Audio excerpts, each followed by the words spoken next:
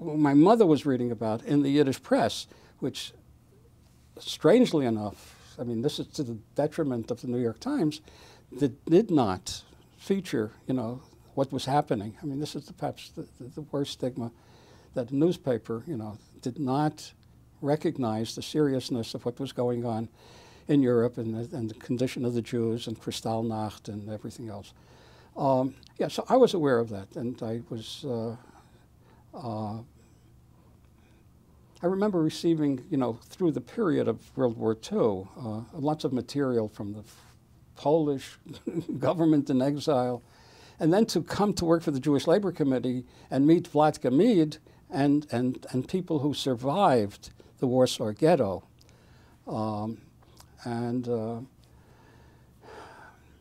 to know that in my own family, my mother's sister in Paris had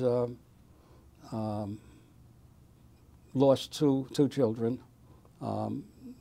But fortunately, my mother's sister and her husband survived, and 4 of the children also survived. And how they managed to do that is a miracle.